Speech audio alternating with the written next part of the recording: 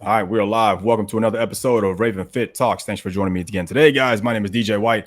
I will be the host of this Raven Fit Talks. I am the owner and founder of Raven Fit, which is a men's coaching platform where I teach men professionally how to train your bodies, how to transform your minds, and essentially rediscover your own masculinity, which for a lot of us leaves at some point in our life. And that might be society's problem, but at the end of the day, it's always a you problem.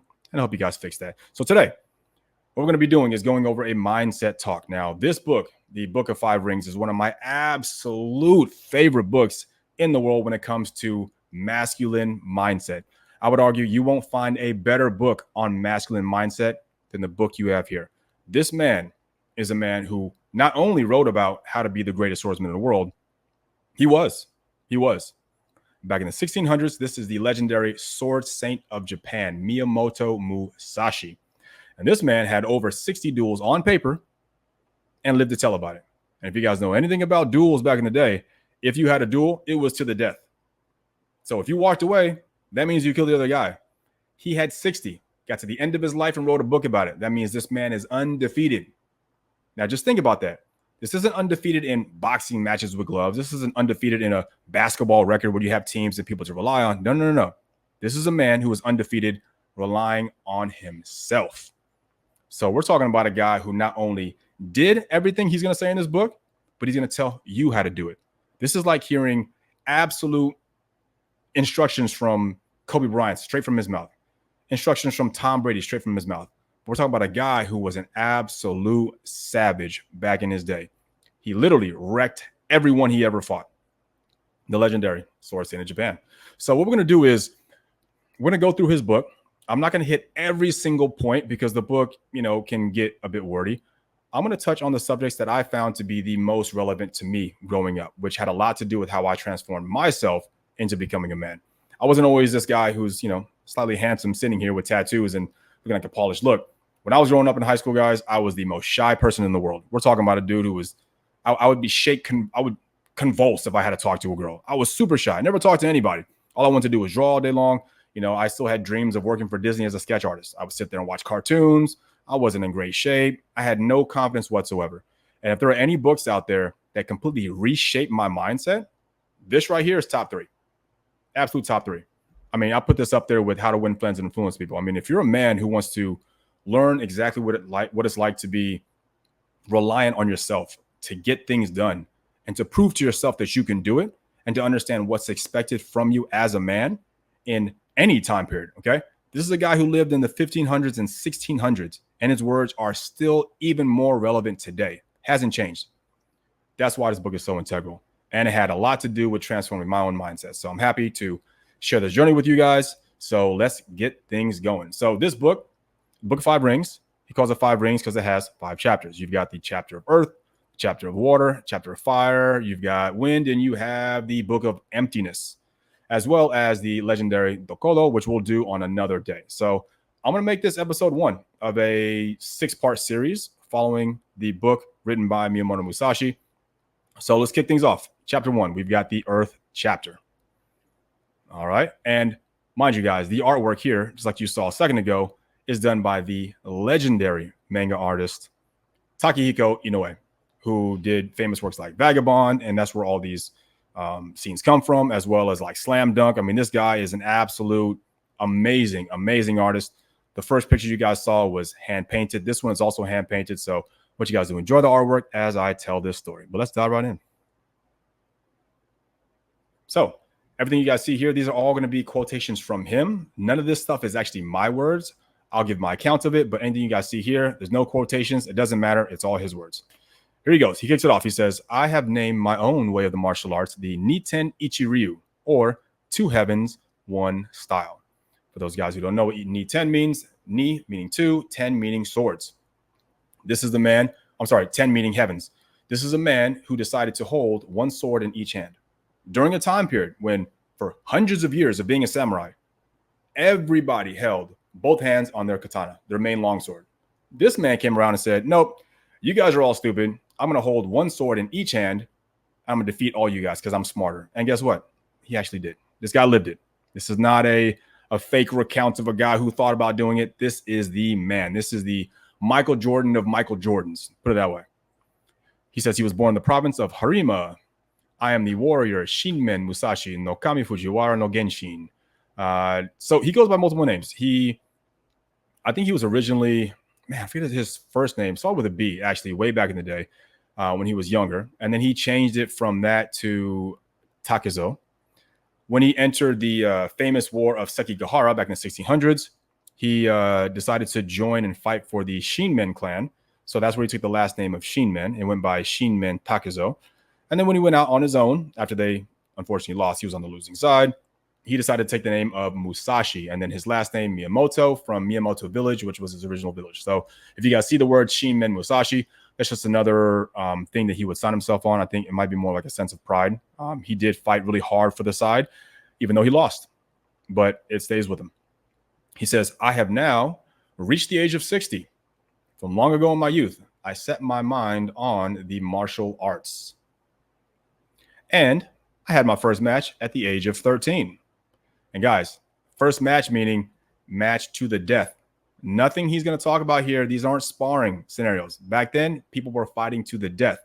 And so right here, you have Takehiko Inoue wonderfully illustrating his very first combat situation, his very first fight against a master of the Shinto style who actually wandered into his village as a child.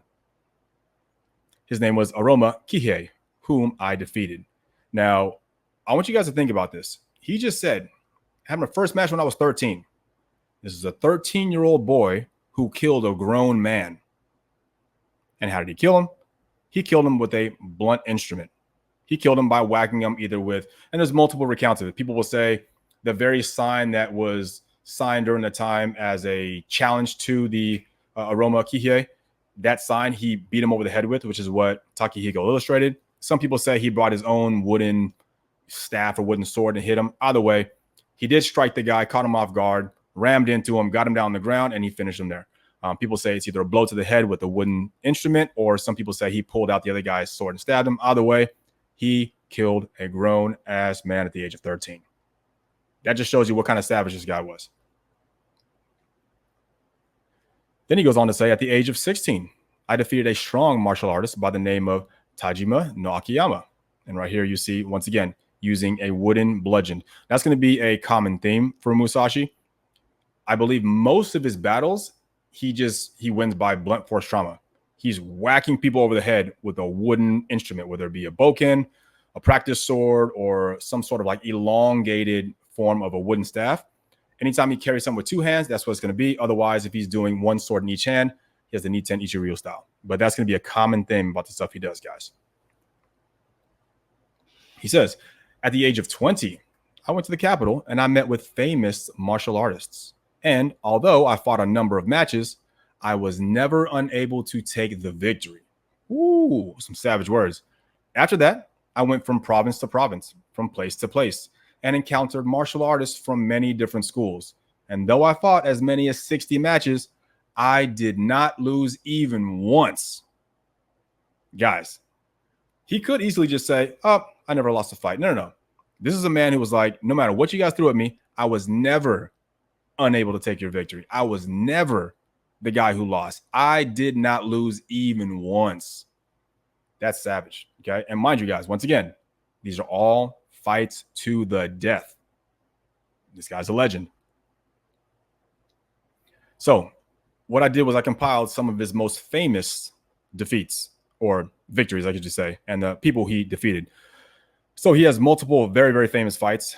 During the time, there was a very famous clan called the Yoshioka clan, and he was able to destroy all three of the Kenpos, who are the guys who were the head of it. First, he killed the older brother, Seijiro. He ended up striking him on his right side and destroying his shoulder, and the guy was unable to continue battle. Okay, so he essentially maimed him. The second battle he had was against his younger brother, and the younger brother wanted to, at this time, back then, guys, if you ever lost to a guy like Musashi, now keep this in mind, Musashi was essentially a wandering samurai. He was a ronin. He was not in service. And what he did was he went to the top schools all around Japan and said, you know what? You guys think you know what you're talking about? Bring out your best guy. I'm going to kill him. I'm going to take care of him. And people think to themselves like, who is this country bumpkin? This dude is, he's doesn't follow ceremony. He looks disheveled. This dude's an idiot. And so he went to the Yoshioka clan over in Kyoto during the time. And he went there and he challenged the most famous school in that area. Seijiro, who was the eldest, said, I'll take the battle. Bring this guy on. They set a date for the battle. When the battle was about to commence, Seijiro shows up. He's wearing full ritualistic. He's got the best garbs. This dude is best dressed. Probably a pretty boy, right? Everyone loved him. He's the head Kenpo. He's the head instructor of the school. This man had super swag. This was the guy who was, the guy to be. He was the all-star. He was like the Brad Pitt of that area. And he shows up to the match. And Musashi shows up late. Now, if you guys know anything about Japanese culture, showing up late is an absolute no-no, right? You guys have speed trains that exist nowadays where they are right by the second they're on time. Same thing back then. Japan, very, very big on rituals, formalities, and tradition. Musashi was like, nah, I'll show up when I feel like it. So in doing that, by the time Musashi did show up, whether it actually was his tactic or not, we're not really sure. Seijiro was pissed. He was angry. And that anger was enough to warp his mindset into thinking, I just got to kill this guy now. So I'm sure he was a little bit crazier with his swipes. He was swinging his sword wider than he should have. He was not tight on his formations. And sure enough, Musashi was able to take the victory. Bam! Struck him super hard on his left shoulder. Dude basically busted his arm. Seijiro was unable to continue. The fight was over. Now, as soon as that was done, people were like, hey, we can't let this country bumpkin come in and just defeat our school. It doesn't work that way. So think of like all your favorite animes where guys get, super pissed off. Like, oh, we can't let this guy come in. We got to fight for the honor. That's exactly what freaking happened. So right away, Denshichido, the younger brother, said, I'll fight you then. And Denshichido was considered a very, very strong man as well. He was a much taller man, a guy that used a lot of power. And you guys will notice that here, he's actually taller than Musashi. Even though Musashi's crouching down, he's definitely much taller. And he's like, you know what? Fine. We'll set up another match. I'm going to defeat him. And the school was in a rush to get Musashi killed because we can't let anybody come in here and destroy our honor. So Musashi decides, hey, showing up late to the first one, that seemed to work. I'll show up when I feel like it again. Sure enough, he came super late. Then Chichiro was absolutely pissed. Musashi was able to unnerve him, check his blows, and take the victory. And that's what you guys see here. You see Musashi taking a swipe straight through Denshichido, and he finishes him. So now we got two of the guys killed at the school. There's only one guy left. And the last guy is Matoshichiro Yoshioka, which is actually Denshichiro's son, I believe it was. And now that's it. But he's a 13-year-old boy, right? Musashi went in there and wiped out the two heads of the school. They're an absolute dishonor. And then all of a sudden, Matoshichiro was like, you know what? I'll duel you. But was he being a fair man? No. Because honor was at stake, guys. So Matoshichiro wasn't like, hey, I'll do a 1v1. I'm only 13 years old. I'll take this guy. He said, hell no. We're going to jump him. So at the very, very famous Ichi-Jochi Temple, Matoshichiro was there waiting for Musashi, give him a formal duel declaration. But he was accompanied by, and multiple accounts will say different things, anywhere between, I'd say, about 60 to 100 guys. Real talk, guys. Basically, all the students of the Yoshioka clan came there that day to jump Musashi. They were like, you know what? We're not having this. I think the most common and most accurate one that people argue is that there's 60 students. So think about it. 60 guys against one man. It was at this moment that Musashi figured out, hey, I should probably hold one sword in each hand. So this is the legendary time he developed the Niten Ichi-Ryu. He decided to take his katana out with his right hand and his wakizashi out with his left. And parrying guys, parrying, slashing. He was able to get through the entire collection of guys. He didn't kill them all, but he was able to get enough of them done. I believe some accounts said that he killed about 13 guys that day, which is crazy. Imagine being one guy in a battlefield at the lowest number of 60 dudes. And you're just wasting them back and forth. He got all the way to Matoshichiro, and then kills him, I guess, in one stroke. Dude is done. Dead. And as soon as that happens, he turns tail and he sprints on out of there. So you can imagine, Yoshioka School is in absolute dishonor. They're done. It's over, guys. We're talking about an illustrious school, the entire thing taken apart, probably within a matter of weeks, if that. Everything destroyed by this one man who comes in and wrecks everybody. So that already made him a legend. A legend. This is a guy who didn't just fight 1v1. He killed everybody. And he was able to fight multiple people who were trying to take his head with actual real swords and instruments. So the stuff you're going to hear from this guy, he's a different breed. He's a breed that no one else has ever been able to emulate, and then we'll never see something like that ever again. I guarantee it. Then from there, he travels over to Nara, I believe, and he battles against the very, very famous Inshun of the Hozuin Temple, which is a master of the spear, aka lance. Oftentimes, you guys will see it depicted here with the 3 prongs. He was able to bring it to a stalemate, which was amazing because that was considered a tool, and Inshun was considered a genius at the time. He was able to beat him and defeat him in a duel. Then he goes over and battles the very legendary Shishido Baiken. Shishido Baiken was the master of the chain and sickle. And guys, just think about that. We could watch fun little animes and stuff like that where guys are like, oh, I got this one sickle. I got this chain. I'm going to swing it around. I'm going to throw it at you. This guy actually used it, okay? And this wasn't for fun. Imagine you guys had a table of any weapon that you guys can select. You got swords over here. You got some sais, nunchucks. You got a bow staff. You got spears. You got a chain and sickle. Which one are you picking to defend yourself with? You're going to be throwing some stupid little heavy-weighted thing on a chain and chuck it at people and hope to kill them? No, because you think that sounds ridiculous. Like, how am I supposed to even hit that guy? Well, Shishido Baiken mastered that. So in real life, this guy was wasting people with a chain and freaking sickle. And what you guys see on the picture is you see Musashi's sword entangled with the actual chain, Shishido Baiken pulling on it with the sickle in Shishido Baiken's left hand. And long story short, and we'll talk about it more on another day, Musashi was able to strike him down and kill him. And he did that by actually throwing one of his swords directly at Shishido and striking him right in the chest. So his wakizashi went through his chest and he sprang up to him to finish the blow. So that was tremendous back then. And guys, I mean, imagine being alive during that time and seeing what a real master was like. This wouldn't even be like cool Hollywood stuff. Like, how can I make it look cool moves? No, imagine what that guy must have been doing enough to say, you know what? I have enough confidence in this little ball and chain that I can actually fight, and I've been killing samurai for decades. Well, Musashi went in there and he stopped his reign. But legendary battle, I can imagine.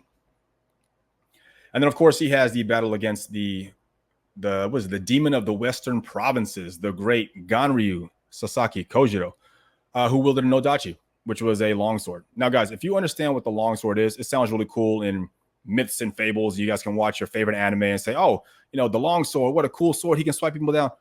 So the Nodachi was originally created to be able to strike not just the man, but to strike the man and horse when a man is mounted on a horse. Right? That's crazy. So this is a long instrument, too long to be usually used in one-on-one combat. Like, why would you? Right? It's really long. I'm sure it's a lot heavier. I'm sure it weighed a lot more than a katana. It makes you less nimble. But this man was murking people all the way to the point where he was known as the demon of the Western provinces. So just like Musashi, he was wasting everyone. And then toward the tail end of Musashi's life, his own fighting career, which was like, I think 29, 28-ish, he went against the legendary Ganryu Sasaki Kojiro and he killed him. And we'll talk more about Ganryu in the future and his very famous swallow cut, which is a way that he was able to just murk everybody during that time. But him defeating him cemented him as essentially the greatest of all time at that point. It was already a wrap. This guy was a legend. So he says, all of these events occurred from the time I was 13 to 29. When I passed the age of 30 and I thought back over my life, I understood that I had not been a victor because of extraordinary skill in the martial arts. Perhaps I had some natural talent or had not departed from natural principles. Or again, was it that the martial arts of the other styles were lacking somewhere? Now, guys, this is beautiful. So instead of him taking credit and saying, you know what, I'm just a genius, I'm better than everybody, he's like, no, maybe that's not the case. Maybe I'm actually not a genius. Maybe I didn't do anything extraordinary. Maybe I'm just fighting the normal way and everyone else is lost. That's crazy. That's crazy. Imagine Michael Jordan says, I'm not the best basketball player. I'm the only one playing actual basketball. Everyone else is just floundering around doing a bunch of nonsense. You'd be like, what? That's crazy. That's what he says. He's like, maybe everyone else was just slacking. I'm not a genius. They just don't see what I see. They're effectively kind of stupid. Maybe that's the case, which is a bold claim. He said after that, determined all the more to reach a clearer understanding of the deep principles I practiced day and night. By about the time I was 50, I realized the way of the martial arts quite naturally. Think about that, guys. He stopped all his really amazing feats by about the age of 30. Then he says, to understand my craft more, I'm going to practice day and night, Fast forward 20 more years. By the time I was 50, now I realized I understood what martial arts meant. You're like, what? So, guys, this is a guy who wasn't just someone who did turn things on and off. This guy was about that life. All he did was train. This is a man who was ready at all times. You got to think about it. For a man like him to walk around the world, have 60 duels on paper and defeat everybody, you don't think there were guys who were unscrupulous who wanted to jump him when he wasn't paying attention? Who would, when he's laying his head down to rest, who might not try to ambush him? You think this guy ever got a chance to relax? Like, think about it. If anybody you guys have seen, what is it? Afro Samurai. That's a really cool depiction because in Afro Samurai, what happens? When you're number 2, everyone wants your headband because you can't fight number 1 until you beat number 2. So essentially, if you're number 2, you're the top of everyone who has privilege.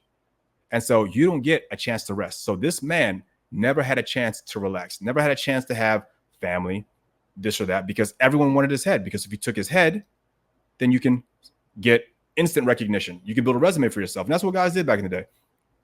Like being a warrior was just one of the occupations you had. But if you had skill or not, what matters, what was your resume? Because every guy who was mastering the sword wanted to get employed at some point, right? You're learning how to do the sword because it's an actual occupation. So you're thinking to yourself, I want to get hired by a shogun, a daimyo. I want someone to bring me into service and pay me and give me land. Well, you got to prove your skills. You got to build a resume. You build a resume by taking people's heads. So imagine the resume you would build off of taking Musashi's head. You think he had a chance to relax, spend time with family? Think he had weekends off? Never. So we're talking about a man who was in it at all given times. It's a level of dedication that we actually can't equate to anyone around here. No one lives life that kind of way. And he says, entrusting myself to the principles of a martial art, I have never had a teacher while studying the ways of the various arts and accomplishments, or in anything at all. Now, this one's a little interesting on the translation here, because there are actual recounts that he did learn from his father, Munasai Shinmen. Munasai. I forget his first name. But Munasai, he did learn from him. His father was a master of the jite, which is like, Raphael has those sais. Well, imagine a sai that only has one prong on one side. So it's like a small metal instrument or tool that's kind of sharp at the end, like a pinpoint, and it has just the one angle coming out on the side. So his father was a master of the jite. So he definitely taught Musashi when he was a kid how to handle that, how to understand awareness, because otherwise, how would he know how to beat someone at the age of 13, right? So he definitely had some masters in some way. We know that he was also schooled by Takuan Soho, which is the very famous Buddhist monk who taught Yagyu Munenori. He also wrote the book Unfettered Mind, and we will go over that one day too, because that is also in my top 3 pantheon of greatest books of all time that I've written or that I've read. So I wouldn't say he didn't have any teaching at all, but in terms of how to fight once he left his village, so from the point of like 16 all the way to the point of 30, for sure, he didn't have any masters. And I think that's what he's alluding to here. So if you guys all fact check him, that's essentially the explanation here. And so this is him moving through his lifestyle. Once again, beautiful art from Takehiko. Same as a young lad. Him essentially when he's about 16 to 18. This is him in his 20s. And then, of course, in old age. Okay, now on to the topic of the way of the martial arts. What is called the martial arts is the standard of the military clans. Yet, there are no warriors who clearly understand the way of the martial arts in the world today. Ooh, what does he mean by that? The term warrior speaks of the 2 ways of culture and conflict. A warrior should make his best effort in the martial arts according to his own abilities and situation, even if he is naturally untalented in this way. So what he's saying here is, on the first part, there are no warriors around. No one's about that life, is what he said back in the 1600s, which is crazy, right? Because people were still fighting to the death. Even then, he was like, you guys aren't about that life. Then he goes on to say that a warrior should make his best efforts in the martial arts according to his own abilities. As in, if you're not super strong, use the gifts that you have. Maybe you have good speed. You have a good insight, perspective. It doesn't matter what you have. He doesn't really care. Use whatever abilities that you have on your own, even if you're naturally untalented. It doesn't really matter. But you should master your way of expression, which is where Bruce Lee got a lot of his philosophy from. He says, what is most basic in the way of practicing the martial arts is overcoming your opponent in each and any event, whether in victory or a single opponent in a duel or in victory in a fight with a number of men.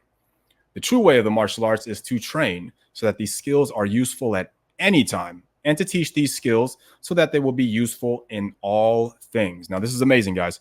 So what he's saying is, when you guys devote yourselves to the martial arts, you're not doing it just to learn how to swing a sword or just learn how to punch somebody if you're doing boxing. There's a way to understand martial arts in every single thing that you do. Every facet of your life, you can integrate martial arts into it, and you can become a better person. And that's going to be a huge philosophy principle for him moving forward. These days, the men are making their way through the world calling themselves martial artists are generally only teachers of sword techniques. Ooh, look at that. Talking trash. Once again, he says, these days, the men making their way through the world calling themselves martial artists are generally only teachers of sword techniques. Not any spirit. When you look at the world, the various arts have been tailored to be items for sale. Ooh, he's calling them ornaments. Likewise, a person thinks of himself as something to be sold, and even the implements of these ways are proffered as merchandise. So what he's saying, guys, is people have lost the way. In the 1600s, people no longer are actually fighting. He's basically saying greater people came before us. But nowadays, when you go to dojos, they're teaching you how to make your technique look pretty. He's just saying that people are just teaching you and they want to charge you to learn their style. And now martial arts has just become an item for sale, which we see all the time. You know, Bruce Lee would call it dry land swimming, which he saw frequently when he was training himself. And he noticed that. Musashi goes on to say, this mentality divides the flower and the fruit into two and makes much less of the fruit than the flower.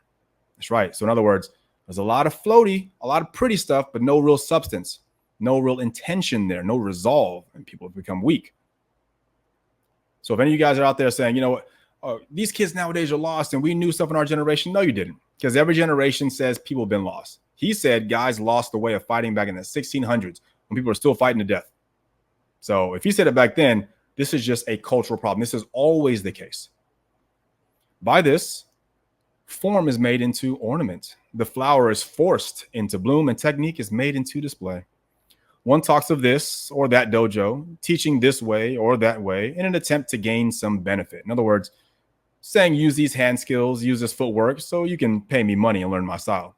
It is said that the immature martial art is a source of great injury. And this is certainly the truth, especially back then.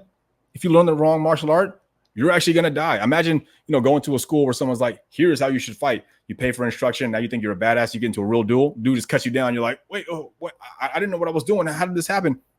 Once again, immature martial arts is the source of great injury. So people were lost back then. They really were. So he's going to go into the 4 occupations. Now, this is a very, very important piece of Japanese culture altogether. They equate everything to work. And what Musashi has done here is he said, okay, well, let's look at the 4 occupations that someone can have in society. And I want to be able to relate that to what it means to be a warrior. Okay, so this is awesome here. He's going to break things down for you based on, Japanese culture. So generally speaking, people make their way through the world in 4 ways. The way of the farmer, the merchant, the warrior, and the carpenter. So he says the farmer prepares various farming implements with regard to the changing seasons and lives out his continuum all his life. The merchant makes sake and various forms of its production, makes a profit from good or poor quality, and earns a living this way. He says the warrior hones his weapons of the various military practices and must determine the proper use of those weapons.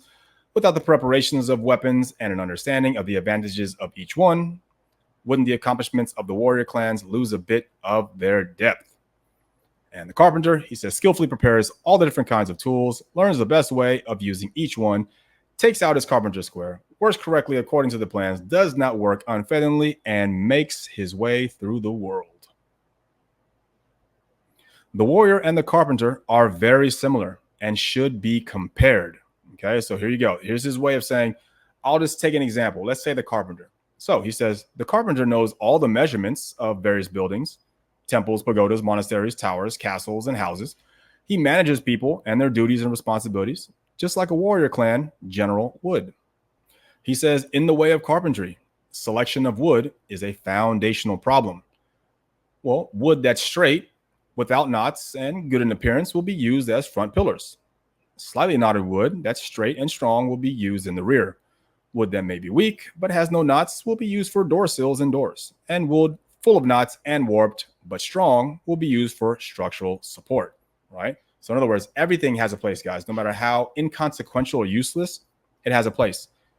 I'm going to tell you right now, think about that in your own life. Think about that when it comes to your own skills you have to offer the world. You might say, I'm not as tall as this guy, not as handsome as this guy. It doesn't matter. You have gifts that are given to you. It's your responsibility to figure out how to use them. Okay. And that's what I suggest here. And then he says, wood full of knots, warped and weak, will be used for scaffolding and kindling. When managing carpenters, the master carpenter should assess their skills and put them to work accordingly. The most skills will conduct the foundation and alcoves, right? Do the most important work. The moderately skilled, hold on, give me a second, guys. There we go. Sorry about that. Lighting got a little messed up here. Getting nightfall now. So he says the moderately skilled men will build the doors and lintels and ceiling. Unskilled men will fix door joints and planes and wedges. He said master instructors will shape pillars and beams, ascertain correct measurements, and perform his duties down to the smallest detail. In doing so, he will become a master carpenter himself. His aim should be to carry equipment that will cut well and to sharpen that equipment. He's an expert in wielding that equipment to shape structures in whichever way he pleases. A man who is a soldier is like this. Okay, so let's just rewind that. Let's look at how it would be if you were a swordsman. You are understanding how to instruct which soldiers should be doing what kind of work. So imagine you're a general and you have an army. Okay, well, just like I'm going to go ahead and assign which kind of wood is going to be good for building this house, even the weak pieces of wood all have a purpose. Same thing. Every single man who enters your army, they all have a purpose. Every single tool you have on your tool belt has a purpose. Maybe not the fastest guy, but there's something that you can do to win. And so anytime you think to yourself like, man, I just can't go through life, man. I'm not as smart as everybody, or how come everybody else on social media has clout, or these people have money? Yeah, but what tools do you have? There's something that you have asymmetrical access to, which is truly what the American dream is about. The reason why capitalism works so well is because it gives people asymmetrical access to the market, which means you can bring something very, very unique and distinct that no one else can. Now, it's your responsibility to identify that and then make it amazing. And that's what Musashi is saying. A carpenter has to do the same thing with his people, with his types of wood he has. He can't choose what workers he has. He said, okay, well, if you're not really skilled, guess what, homie? You get to make the doors and lintels. You can make the door frames. Oh, you're really skilled? Cool. You're going to work on foundation. Oh, you're moderately skilled? Okay. You can kind of work on the beams, and maybe you can outfit the alcoves and make some nice designs around the house. But he's going to put everything to work. The idea is that you're putting every tool at your disposal to work. And one common thing for Musashi, reason why he was so amazing with what he decided to do when it came to swordsmanship, is because he believed that no man should die with the weapon unsheathed at his side, which makes total sense. You don't want to die with weapons still in your pockets. Like imagine you get off by some dude and your gun is still in the holster. It doesn't make any sense. If you're going to die with all your weapons at the ready. Do everything you possibly can. That's the same mentality when it comes to you giving 100% into whatever you want to do. You shouldn't go into anything half-assed. You should be giving your absolute best at all times. And that's what he's saying here. Okay, so he relates both of them together. So now we're going to go ahead and dive into his classic and revolutionary Niten Ichi-Ryu style. And this is a beautiful photo of him. Ooh, beautiful photo of him done by, obviously, Takehiko, of him wielding both swords. All right, he says, warriors wear two swords at their waists, the katana, the wakizashi, or tachi. When you put your life on the line, you want all of your weapons to be of use. No man should die with his weapons still on his waist, right? I just said it a second ago. Holding a Sika weapon with both hands limits freedom of movement and should only be done when one hand won't get the job done. I'll say that again. Holding a single weapon with both hands limits your freedom of movement, and this should only be done when one hand won't get the job done. So if you can't kill the dude with one hand, then maybe you can do the double grip and get extra power. But other than that, one each hand. Battles should not be a time-consuming event. Guys, think about it. You're fighting to the death. You don't have time to say, cool, let's go several rounds. I got to work on my endurance and stamina. I throw a check. He checks me back. I go back and forth. No. You don't have that luxury. You just got to go straight forward. You got to say, you know what? This is where I want to be. I'm going to take this fight. I need to finish this guy ASAP for multiple reasons. For one, the more strikes he takes at you, the greater chance he has of actually harming you. You don't want that to happen. There weren't any instant medics. You can't, take a sensu bean and instantly heal yourself for the next opponent. You also don't know who's waiting.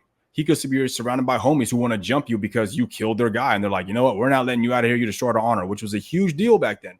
So his mentality was your way of killing somebody should be fast and swift. You don't want to leave any room for someone to harm you. You got to make sure that other people around you might also want to jump you. You got to get out of there quick. And so you need stamina for all those things.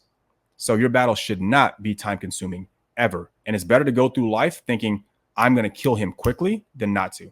And later on, we go to the Book of Fire. We'll talk about how he often says you should never let your opponent make a second strike. It's big. Let's talk about that later. All right, he says to learn how to wield a sword in one hand. Oh, hello. Hold on. Don't lose me here. All right. To learn how to wield a sword in one hand, first take up two swords. Ta-da! Right? Instead of saying, hey, how do I figure this thing out? Well, if you have one in each hand, you have no choice. Okay? Trial by fire. It will be difficult in the beginning, as are all things, but you will improve and it will become normal. Now, the way of the sword is not in handling it with speed. Okay? You do not be fast. You need to be quick. Do not be, don't slash at someone. You need to cut through them. There needs to be resolve. So don't worry about being the guy who's like able to dodge and be. No, what matters is, are you effective? Are you moving the right way? So do not be a man who's obsessed with speed. It does not matter. The katana is best in open spaces and the wakizashi in narrow spaces. Once again, the katana is a longer sword. That's going to be best in wider open areas. If you're in more narrow spaces, use the wakizashi. Okay. This is the most fundamental way. Now he says, in this style, you will win with either the long or short sword, which means you will not be limited by the length of the sword like your opponents are. Guys, that's major, okay? What he realized during that time is if everyone has the sword with two hands, there's only so far that you can extend it, and you're limited to it, okay? But if he has one sword each hand, he doesn't have to be restricted here where your shoulders are squared out. He can extend this way. He can move his body. He can go left, right. He can duck. He can go back and forth. He can use two as opposed to being restricted to this. See how much more boxy this looks as opposed to I can be fluid with my hand movements and move around. I can cut, I can slash, I can parry, and I can hit. It was a very, very fluid style that somehow no one ever thought of because everyone wanted to do whatever worked in the past. Everyone was too scared to go out and figure out something else. Well, this man did. And he said, hey, these guys are limited. If you have both hands on the swords, I know there's only so far you can go, and I'll defeat you. The way of this style is the mind that obtains the victory with anything at all. So he says, hold both swords, whether fighting in the open, in narrow spaces, against one man or 10,000 men. This is the way. It is by the virtue of the sword that both society and oneself are put in order. Ooh. Guys, listen to that statement again. It is by the virtue of the sword that both society and oneself are put in order. There's a quote, I forget who said, it might have been like Nietzsche back in the day. He said, a man who cannot obey himself will be commanded by others. This is the way of nature. We all know that the most masculine men are the ones who command themselves and make rules for themselves to follow. But the men who don't follow any rules, they're untamed, they're the weak guys. The guy that nobody in society, no one respects those guys. No one cares about what they do. They're never going to reach a level of glory and honor of a man who says, you know what? I don't drink. I don't smoke. I don't yell at my wife. I don't do this to friends. I always hold my promises. I wake up at 6 a.m. When you make rules for yourself, the world respects you. You don't have rules. I yell when I want to. Oh, I got plastered last night. I was so drunk. I didn't even want to go out. It's kind of what my friends told me to go out. That's all weak mindset. And a lot of us get wrapped up in that. We start thinking to ourselves, well, it's all good. Hakuna Matata, YOLO, you only live once. You're also a weak man. And Musashi was anything but weak. And he says, living by virtue of the sword, when you devote yourself to a way and a path of living your life, you yourself are going to put your own life in order. And as a result, you put society in order. That's big. That's big. I think it might have been Jocko Willink and Jordan Peterson had a conversation years ago. And they came up with this very, very good phrase. And I actually cited in a lot of my reels that I do that discipline equals freedom. And not just that, but responsibility is freedom. Because in order to have freedom, it's your responsibility to uphold the freedoms of everyone else. So in actuality, the more freedom you have, the more responsibility you take to make sure those freedoms are fought for. That's a big deal. So when you yourself believe in a higher ideal, you're going to organize the world to believe in it. But if you don't believe in anything, the world becomes chaos and you become lost. There's a lot of guys out there, and even guys who might be listening to this right now, you guys are lost. You guys don't understand the importance of organizing yourself and making rules for yourself. And that's what I teach my guys every single day. You must have rules to run your lives by. And the best way to get that going is work on your fitness first. After your fitness, it's going to have to change your mindset. Then you also read books. You get yourself smarter. You listen to things that are going to make you smarter and a stronger man. But it's all done by creating order. None of it's chaos. None of it's willy-nilly. I don't drink. I don't smoke. I don't party. Have I done it in the past? Yes. Was I wasting time? Absolutely. Did it help me with my goals? No. And so I stopped doing it years ago. I haven't had a drink maybe at least in a few years. Why? Because I make rules for myself to get up at 3:15 every single day, get myself going, be there for my clients, be there for my wife, be there for my friends, be there for my business. I have things I'm trying to do. So guess what? I organize my life and no one has to tell me what to do. My wife ever has to come in and say, hey, babe, it's 3 o'clock. You got to wake up. I'm already awake. You don't have to wake me up. If anything, I'll wake her up. I make rules for myself so that I don't need to be commanded. That's how you stay strong. Okay? Keep that in mind. He says, if one man can defeat 10 men, then 100 men can defeat 1,000. And 1,000 can defeat 10,000. In my way, one man or 10,000 men are the same. All right, the rhythm of the martial arts. There is a rhythm to everything, especially the martial arts. There's a rhythm of musicians playing wind and string instruments, a bowman timing the release of the bow, the fire of the rifle, mounting a horse, positioning oneself on the battlefield, rising to service of your Lord, retreating in battle, and being in harmony with others. Rhythm is formless and specific in each and every way. You should discriminate thoroughly between all rhythms. So what is he saying here? You should be able to see martial arts in every single thing that you do. But don't for a second think that everything has the same rhythm. Let's look in when it comes to fighting. Not every person has the same length of bones, same quickness, agility, power, strength, speed, coordination, flexibility, whatever you want to call it. For that reason, every fight has its own rhythm. You guys may have heard before people say styles make fights. Why? Because they're different rhythms. You got to understand when you fight one person or another, the rhythm is different. Just as much as if you go from playing a wind instrument to a string instrument, to releasing the timing of bow, to hopping on a horse, to retreating from battle, it all has its own rhythms. Understand that rhythm itself is formless, just like you should be. At the same time, can be very, very specific. And if you think of rhythm as being formless, your mind never gets encapsulated. You become narrow-minded into thinking, no matter what, I'm always going to vote Republican because I'll never go see the side of the aisle, or vice versa. Or, I'll never listen to anything my dad said because I don't like him. I guarantee there's nuggets of truth there. And when you close your mind off, you're just going to become a weaker man. You got to understand that everything has a rhythm. There is usefulness in all things. If you can discern and discriminate between all these rhythms, you will then see the truth. You'll see the true way. And that's a very, very important concept. Okay, lastly, rules for practicing the way. He breaks things down for you guys. He says, for those who study my martial art, there are rules for putting it into practice. Number one, think without dishonesty. So what is he saying there? You can't always tell the truth, but you don't ever have to lie. And for damn sure, you shouldn't be lying to yourself. Understand reality for what it is. See things for what they are. Learn to be objective. Stop being so freaking emotional and learn how to see life for what it is. Always be truthful in your thinking. Be the man that you say you are and be the same man that everyone sees you as. You got to have congruency. Number two, forge yourself in the way. Devote yourself to a path. Decide what rules you're going to follow and you hold to it. Number three, touch upon all the arts.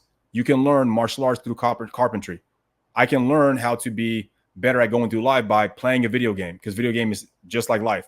I train for a long time. I build skills. I level up. It opens up new doors, new advances. I fight even bigger boss. I get even stronger. That's how life always goes, and people shy away from it. There's truth to everything, and we may not realize it, but we find it. We watch movies, and there's so much truth inside movies that we're hooked and addicted to it, right? Because someone else's story relates to us. There is continuity in everything. Learn to touch apart things. And one thing that Musashi was good at was, not only was he a master swordsman, obviously, master poet, he was a master painter. I think he also did sculpting. He was also a botanist. He had all these other skills that he was a master in, because he always felt that devotion to something and making rules for yourself and living that way was the best way to go through life. And you guys can learn a lot through everything else in your life. I think it was one of my guys inside my community group on school. Shout out to the school group. Told me about a Karate Kid movie, I guess with Jackie Chan. He said that Jackie Chan, I didn't see that episode, but he said that Jackie Chan told the kid at the time, everything is kung fu. So not just doing kung fu, but it's also the way you talk, it's the way you communicate with people, it's the way you put on your clothing, it's the way you go to school. It's everything has to be the same thing. When you guys understand life, you realize that your mentality for confidence and the way you hold yourself up should be the same in every single arena. That way, congruency is always who you are, is who you say you are. And that's how you know it's real. Number 4, know the ways of all occupations. Yeah, study different ways and understandings of life, because in studying them and bringing understanding, you'll be able to open up areas to where you might become narrow-minded if you only focus on one. Like if all I do is focus on the sword, I might lose my way. But if I focus, how do I get better at painting? Oh, maybe this long stroke, maybe this and that. You can break through barriers and make correlations.